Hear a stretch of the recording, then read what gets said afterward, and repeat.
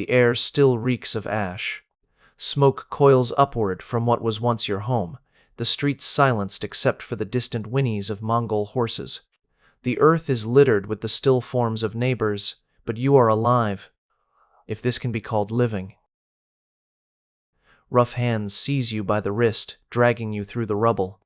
You stumble, bare feet cut by splintered beams, ears ringing from the cries that have already faded into silence. Ahead rises a great tent, its fabric dyed with the black horse emblem of the Khans. This is no shelter. This is a threshold. You expect death, swift and merciful, but instead you are inspected like grain. A soldier mutters your age. Another notes the smoothness of your skin. Their voices are indifferent, as if discussing livestock. Then it strikes you. Your fate is not execution. It is possession. You are not a wife. You are not even a slave. You are a number in a ledger, a concubine to the great Khan. And beyond the smoke, beyond your shattered city, stretches an empire sung of in chronicles as glorious, the Mongol dominion spanning mountains, rivers, and deserts. But buried beneath its triumphs are secrets no hymn dared praise. If this glimpse into forgotten shadows grips you, I invite you to subscribe and tell us in the comments where you're tuning in from. Every voice adds to the chorus that keeps these buried truths alive and fuels more unearthings from history's darkest vaults. The Mongol Empire at its height stretched from Korea's coastline to the plains of Hungary, the largest land empire ever carved by human hands. More than 100 million souls lived under its shadow. To many chroniclers, Genghis Khan was a figure of almost divine conquest, a leader who reshaped continents. But behind the myth lay something colder than chaos, a systematic machine of domination that reached deep into the most private corners of human life. Persian historians like Giovanni, court scholars like Rashid al-Din, Chinese dynastic scribes, and even European envoys preserved fragments of this machinery. Together, they reveal an intimate nightmare few dare to remember. The nightmare began not in secret chambers, but in public squares. After the thunder of hooves faded, after the gates of a city splintered, the Mongols did not simply sack and vanish. They assembled the survivors. Men stood on one side, often bound together in trembling silence. Children huddled in the center, and women, their fate hung in a silence more terrifying than death. Soldiers, acting on precise orders, sorted them in open daylight as though conducting a grim marketplace. Chroniclers record it with chilling brevity. The fairest were set aside for the Khan. These words, repeated in Persian manuscripts, echo a pattern that stretched across half the world. From Samarkand to Kiev, young women were pulled out, their mothers forced to watch, their fathers shackled, unable to speak. Age was recited as casually as the weight of sacks. 16 years, strong hips. 13, too young yet. Families who clung to one another were struck apart by whips. It was not chaos, it was systematic. Ledgers from the Yuan dynasty, later compiled by Chinese scribes, describe allocations almost like inventory. 30 women, unwed, for imperial use, 50 women, distributed among the guard. The euphemism is as grotesque as the reality. These were not individuals. They were tallies, categorized beside livestock and silk. Imagine standing there as a mother. Your daughter is lifted by the chin, inspected under torchlight, her trembling mistaken for docility. You are held back, forced to watch her handed to soldiers who note her condition with the same indifference reserved for grain shipments. The cruelty was not only physical, it was psychological warfare. Every family torn apart in daylight was a warning to the next city: surrender or risk the same. This practice scaled to numbers staggering in scope. Scholars estimate that in some campaigns, as many as 50,000 captives could be processed in mere days. To achieve this, the Mongols developed methods disturbingly efficient. Scouts mapped populations in advance, identifying regions rich in human cargo. They cataloged not only food and weapons, but the value of women, assigning quotas to commanders. Failure to deliver cost rank, exceeding expectations, earned rewards. The empire ran on fear, but it also ran on incentives. And so the march began. Women and girls, some still clutching dolls, were herded into caravans. They traveled for hundreds of miles through desert winds or snowbound steppes. Archaeological traces of these forced migrations remain: shallow graves beside caravan routes, bones of the young and malnourished scattered where wagons once rolled. Mortality rates of 10 to 15% were treated as tolerable losses. Soldiers recorded them in supply logs like spoiled flour. 7 perished on the way. The dead were discarded quickly, thrown into rivers or left by the roadside, while the column moved on without pause. For those who survived the journey, the erasure of identity was swift. Upon arrival at imperial encampments, names were stripped away. Chroniclers describe women given new titles in Mongolian or Turkic tongues, chosen not to honor them but to sever ties with the lives they had lived. Hair was often cut or styled in designated ways to mark rank and ownership. Some were forced into public ceremonies of conversion, where their old faiths were mocked before they were compelled to accept new rituals. Archaeologists excavating foundations of certain complexes in Karakoram have uncovered restraining fixtures, stone grooves that some scholars believe once held ceremonial stocks for this purpose. This system was not ad hoc. It was industrial-scale dehumanization. The empire treated intimacy itself as property, regulated by bureaucrats who tracked pregnancy cycles as though they were livestock yields. Surviving documents describe calculations of fertility rates, noting how many concubines might produce heirs within a given season. Numbers reduced bodies to functions, wombs that could add to the bloodline of the Khan. Yet the deepest horror was the deliberate breaking of bonds. Families ripped apart were not accidents of war, but policies. Mongol chronicles boast of entire villages surrendering in terror after learning what had been done to others. Parents scarred their children, burning their faces, breaking teeth, anything to reduce their value, to raiders. Yet scouts trained by the empire often pierced these disguises. Stories survive of daughters dragged away, their scars treated not as deterrence but as defiance, punished with greater cruelty. The nightmare reached far beyond the camps.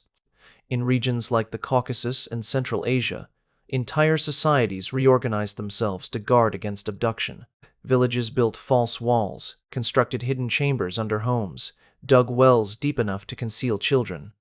Oral traditions in parts of Eastern Europe still tell of mothers whispering charms, not against plague or famine, but against the black horsemen who came for daughters.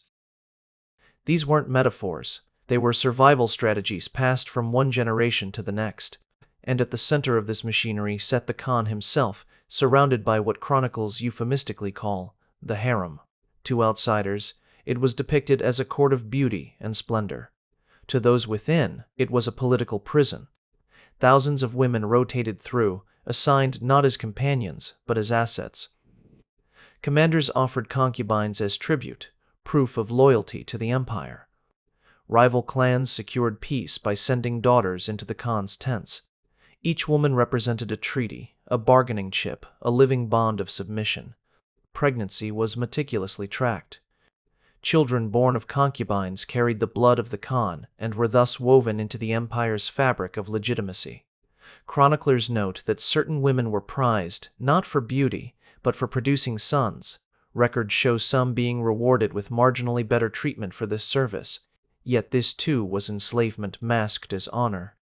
The empire converted motherhood itself into a ledger of utility. This was not chaos. It was calculated, deliberate, and above all, systematic. The nightmare of concubinage under Genghis Khan's empire deepened once women were absorbed into the machinery of daily imperial life. To outsiders, Mongol camps were mobile marvels, vast encampments stretching for miles, ordered with military precision. But behind the walls of silk and felt, concubines lived in invisible prisons where their humanity was managed like currency.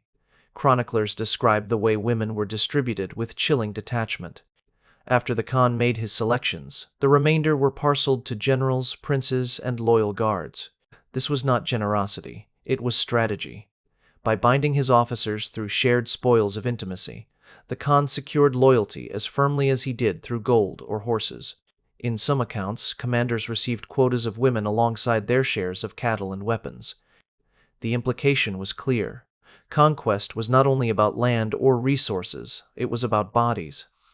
This system thrived on euphemism. Court records speak of companions or ladies of service, soft phrases masking the reality of coercion. Even Rashid al-Din, one of the most respected Persian chroniclers, wrote of marriages that were little more than ceremonial rebrandings of abduction. By recording them as unions, the empire sought to sanitize what was, in truth, industrialized violation. Words themselves became weapons, erasing the brutality in ink. Yet concubinage was not merely personal, it was economic. Captives were traded across the empire, transported from the Caspian shores to Chinese cities, funneled through markets where human beings were listed beside bolts of silk. Some women vanished entirely from records. Their lives collapsed into the word tribute. Archaeological digs in Central Asia have unearthed merchant ledgers noting 15 women, fair, acceptable, listed directly between entries for spices and furs. The bureaucracy of empire did not flinch. The journey for these women was not a single event, but a cycle. Once taken, they were constantly reminded of their disposability. Soldiers rotated guards to prevent attachments.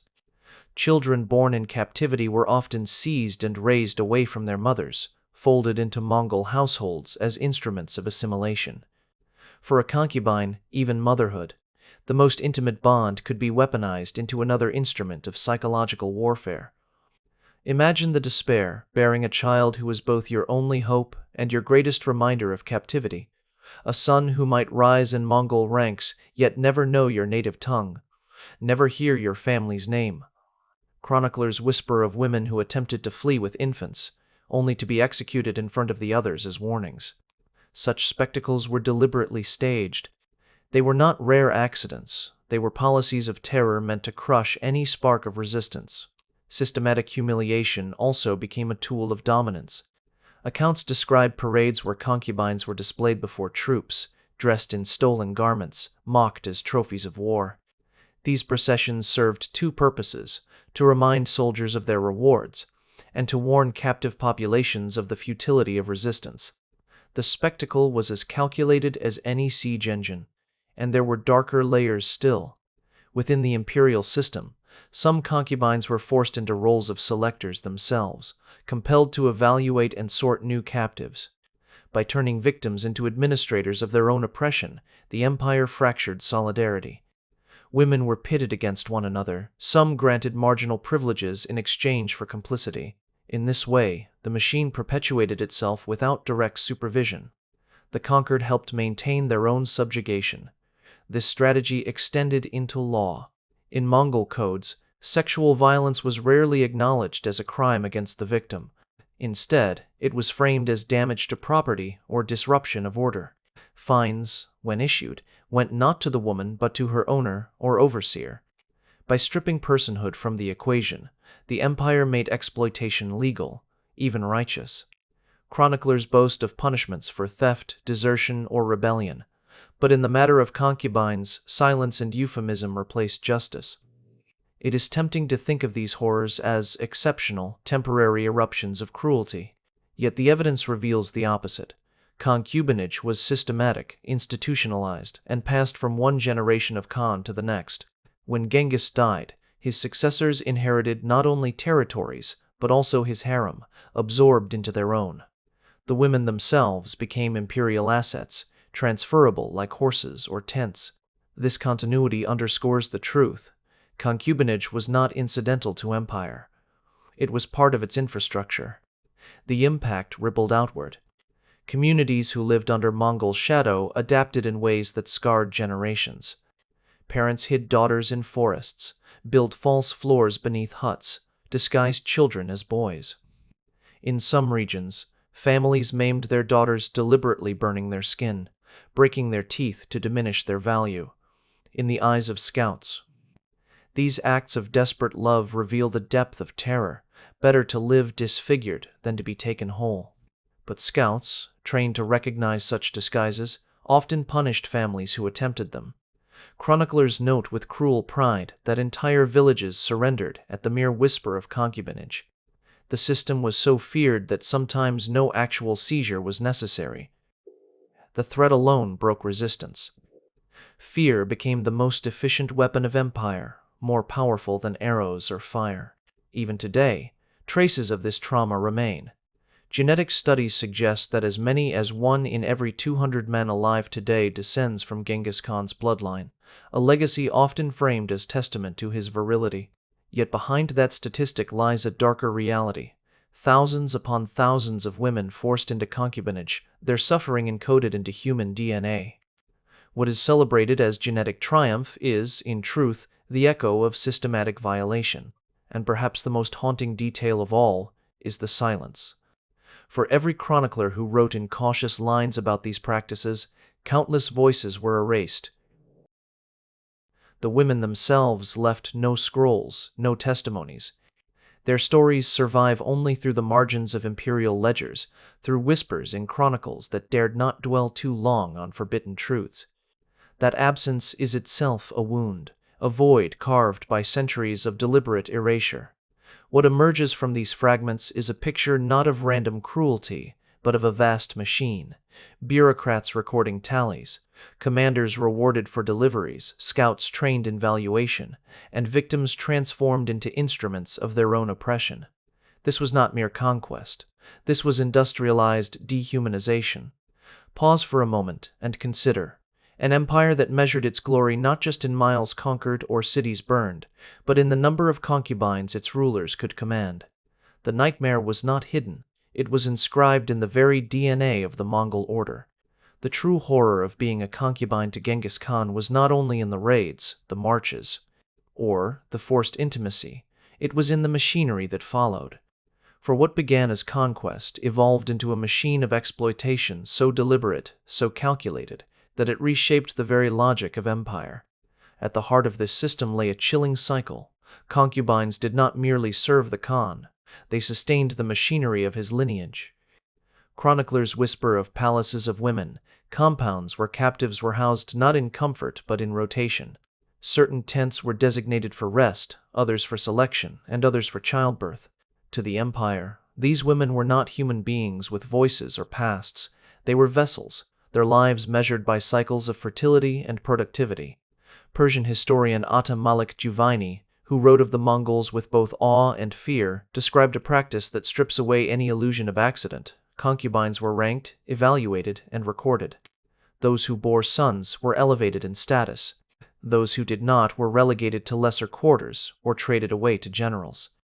Pregnancy itself became a form of taxation, an extraction of life meant to enrich the bloodline of the Khan. Consider the mathematics of this machine. To produce 100 heirs, 1,000 women might be seized.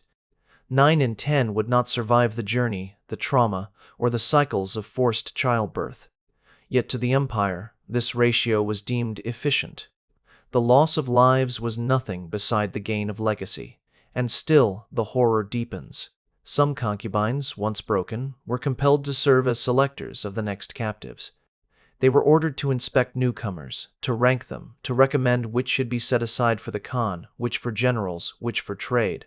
Imagine the torment of being forced to pass judgment on women whose suffering mirrored your own, knowing that refusal meant death. This was the genius of empire, to fracture solidarity by turning victim into instrument.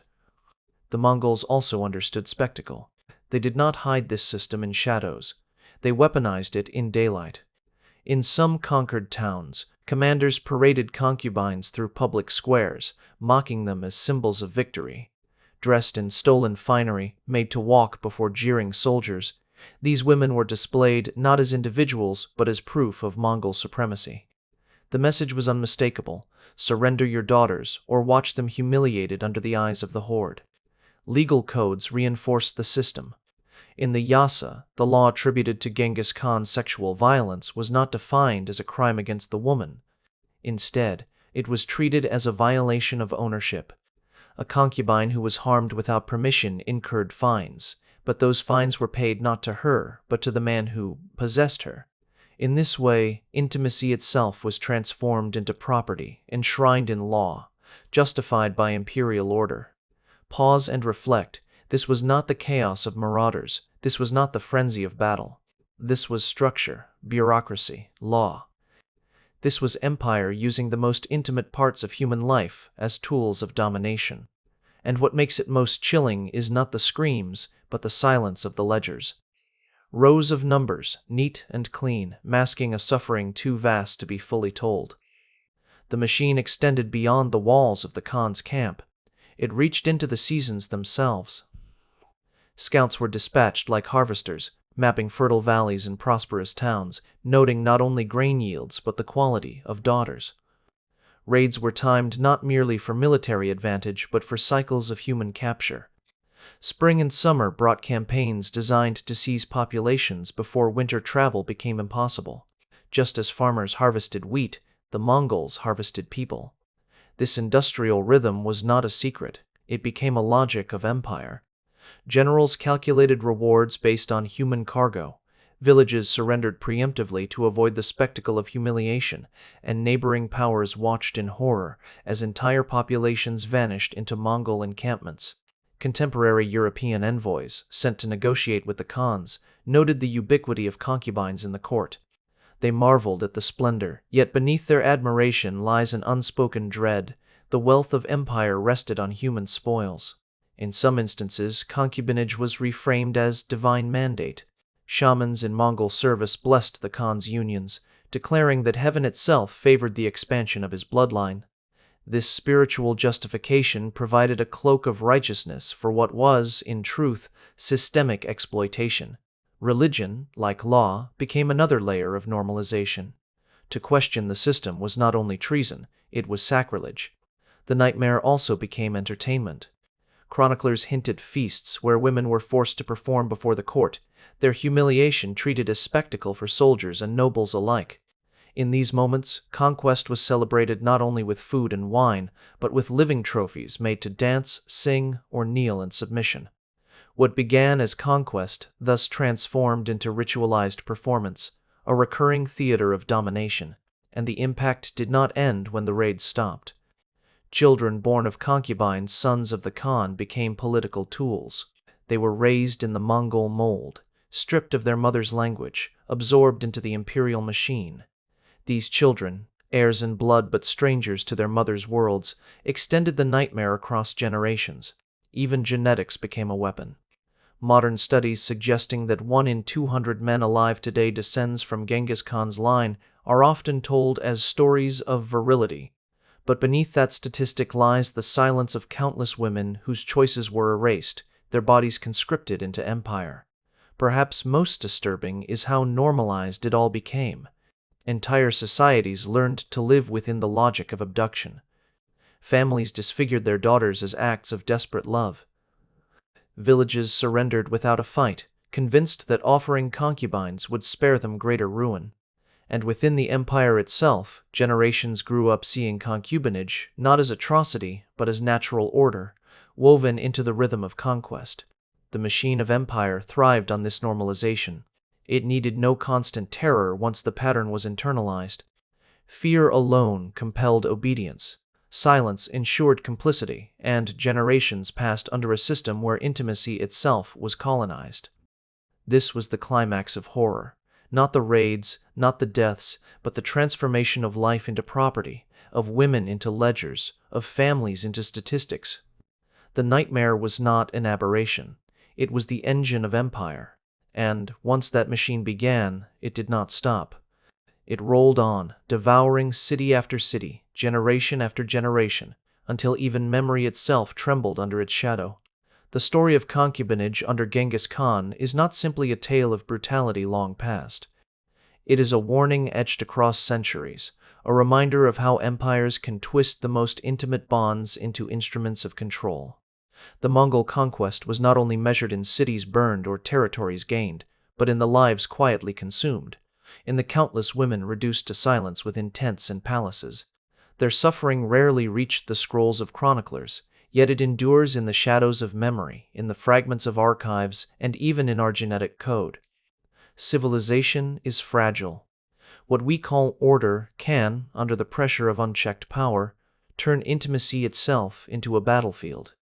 For the Mongols, concubinage was not aberration but institution, a machine calibrated with cold precision, disguised beneath euphemisms, sanctified by law and ritual. It thrived because it was normalized, because generations came to accept the unthinkable as the natural rhythm of empire. And therein lies the most chilling lesson: humanity's capacity to rationalize atrocity, to inscribe it in ledgers as though it were no more than grain or cattle. The legacy of these women persists, though rarely spoken, in genetic studies revealing the astonishing reach of the Khan's bloodline, in folk songs of Central Asia and Eastern Europe that whisper warnings about black horsemen, in the silence of erased names buried in archives that describe them only as numbers. Remembering them restores a fragment of dignity, rescuing their lives from the anonymity imposed by empire. The nightmare of being a concubine to Genghis Khan was not confined to tents or battlefields. It echoes in the universal truth that when power is left unchecked, when fear and bureaucracy merge, even the most sacred bonds can be commodified. And though centuries separate us from that time, the warning remains alive. History teaches not only what was endured, but what can return if vigilance falters. If this journey through the shadows stirs you, do not let it end here. Subscribe, share, and tell us in the comments where it struck you hardest. Each voice ensures that these buried truths are not forgotten, that memory itself becomes a form of resistance. Because in the end, the greatest tribute we can offer to the voiceless is remembrance, to speak what they could not, to refuse to let their suffering dissolve into silence, and to recognize, with unflinching eyes, that empire's glory was built not only on conquest, but on the broken lives of those who could not choose their fate.